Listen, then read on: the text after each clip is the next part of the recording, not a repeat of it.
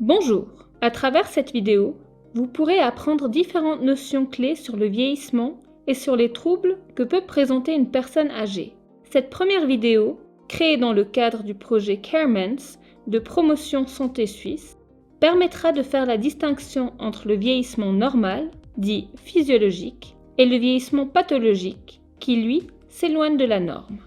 Le vieillissement est à la fois un processus physiologique et psychologique qui est progressif, très lent, mais irréversible. Le vieillissement est marqué par des changements qui s'étalent sur plusieurs années et qui touchent à la fois les cellules, les organes et le système du corps humain. Le vieillissement du cerveau débute dès l'âge de 25 ans avec une perte progressive de la substance grise et de la masse cérébrale totale. En prenant de l'âge, nous perdons ainsi certaines de nos fonctions cognitives et notre capacité à intégrer des nouvelles connaissances devient de plus en plus limitée. Mais comment distinguer les pertes normales liées au vieillissement de celles qui ne le sont pas? Pour commencer, voici quelques exemples de pertes qui sont reliées à un vieillissement tout à fait normal.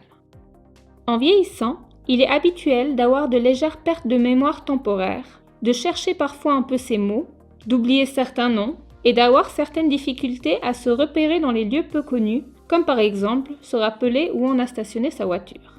Mais alors, quels sont les signes révélateurs d'un vieillissement dit pathologique ou problématique?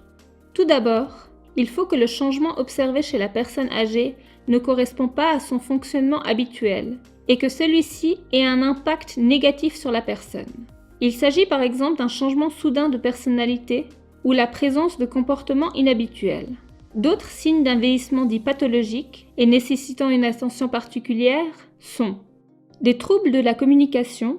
La personne, par exemple, a des difficultés à nommer des objets devant elle.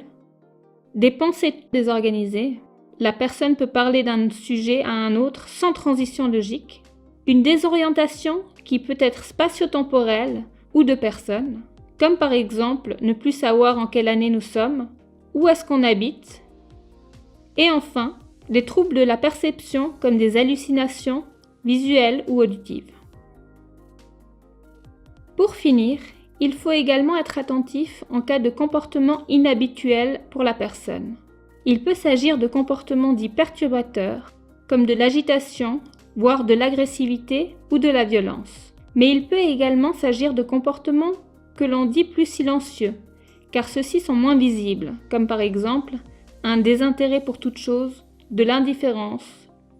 Nous vous invitons à visionner également le module 2 sur les troubles associés au syndrome démentiel, ainsi que le module 3 sur les actions à entreprendre en présence de troubles de la personne âgée.